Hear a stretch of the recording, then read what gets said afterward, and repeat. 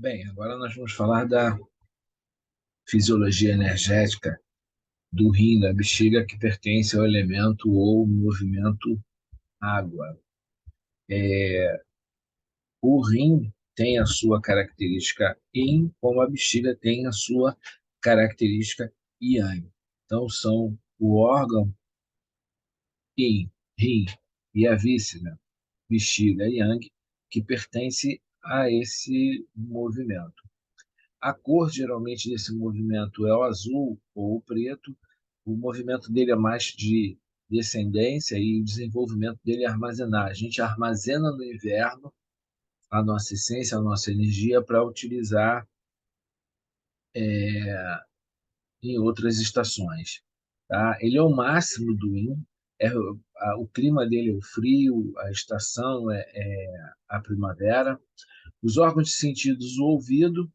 Os tecidos, no caso, é o osso, a emoção é o medo, e o sabor é o salgado. Então, todos essas características pertencem ao elemento água.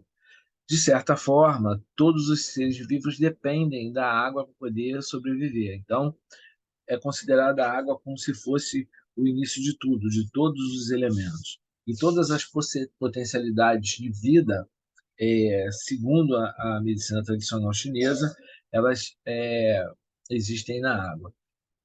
Dentro das funções do rim, é bom lembrar que o rim é o fundamento do yin e do yang de todo o corpo, ou seja, todo o yin e o yang do nosso corpo estão contidos no rim. O yin do rim fica responsável pelo nascimento, pela reprodução, pelo crescimento, e o yang é aquilo que move todos os processos fisiológicos. Então, o yang do rim é a força de movimento da fisiologia que nós temos.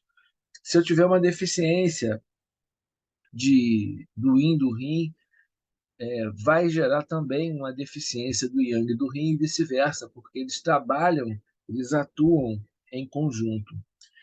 Armazenar a essência e governar o nascimento, o crescimento, a reprodução e o desenvolvimento, isso tem a ver com a essência pré e pós-celestial. A outra função que a gente tem aqui é produzir medula, que abastece o cérebro, né? E controla os ossos. Como a gente já teve a oportunidade de comentar, os rins armazenam a essência, as medulas, tanto a medula óssea quanto a medula espinhal, né, elas são consideradas o mar das essências, e o cérebro é considerado o mar das medulas porque ele é formado pelas medulas, mas tudo vai começar nas essências. Então eu tenho aqui os rins, medula óssea, medula espinhal e cérebro, tudo partindo da essência. No sentido de governar a água, é porque o rim é um portão, né, ou portal da vitalidade. O rim proporciona Ti para a bexiga, e a bexiga, com esse Ti, que tem uma característica mais yang, ela armazena, é um armazenamento temporário e transforma a urina. O rim vai controlar a questão de absorção da parte dos fluidos, principalmente aqueles que vêm no processo digestivo, do intestino delgado. E ele recebe fluidos do pulmão e metaboliza, se é que podemos, processa, né, se é que podemos dizer assim, parte desses fluidos que vem para o pulmão e manda de volta para eles numa forma de vapor para poder umedecer o parênquima pulmonar, sem o qual o pulmão teria um quadro de secura. E o yang do rim também vai proporcionar calor necessário para que o baço possa funcionar, lembrando que o baço gosta de secura para funcionar. E o yang do rim dá esse calor e essa secura, não é uma secura excessiva, mas o aquecimento necessário para que o baço possa funcionar. Então, ele vai controlar também essa recepção do Ti. O pulmão capta o Ti do ar, joga para os rins e os rins devolvem esse Ti em forma de vapor para os pulmões. Existe um auxílio mútuo entre o pulmão e o rim e o pulmão. Quando nós vamos tratar algumas patologias, por exemplo, como a asma, a bronquite, é de bom tom que se trabalhe o rim para que ele possa receber, e assim como o pulmão, não se trabalhar somente o pulmão. Sempre bom trabalhar o pulmão associado ao rim, pelas suas funções de troca. Abre-se nos ouvidos, manifesta-se nos cabelos, controla os orifícios inferiores e abriga a força de vontade que a gente chama de Zi. E no horário cósmico ele é, né, na maré energética, de 5 às 7 da noite, ou, para quem prefere, de 17 às 19 horas. Quando a gente fala abre-se nos ouvidos, os órgãos dos sentidos dos rins são os ouvidos. Quando a gente começa, ou melhor, quando a gente gasta a essência excessivamente, muitas das vezes isso pode se manifestar num quadro de surdez, assim como a perda da essência precoce se manifesta na cor branca, os cabelos ficam esbranquiçados. Os esfíncteres inferiores, tanto o ânus quanto a uretra, eles são controlados pelos rins. Tá? É o yang do rim que dá movimento. Se eu tiver uma deficiência desse yang, provavelmente eu vou ter um descontrole desses esfíncteres, onde eu vou ter uma incontinência urinária e até mesmo um controle, perda do controle do ânus e aí perda de fezes, né? Abrigar a força de vontade é aquela vontade de seguir à frente, de realizar, de continuar, é o que a gente chama de perseverança, de permanecer naquela atitude. Se a gente tiver uma deficiência dos rins, provavelmente a gente comece um projeto e não consiga levar até o final por falta de perseverança. A gente planeja no fígado, toma a decisão com coragem na vesícula biliar, o intestino delgado vai julgar aquilo, né, ver se é viável, e o rim ele vai manter a realização daquele planejamento, na execução, né, perdurar, perseverar, ter força de vontade para seguir adiante. Então, se eu tiver algum descontrole nisso aí, provavelmente eu não consiga realizar os meus é, os meus sonhos, né? Cumprir com os meus objetivos, porque eu não vou ter força de vontade. E a bexiga é remover a água que a gente tem no corpo por transformação do ti.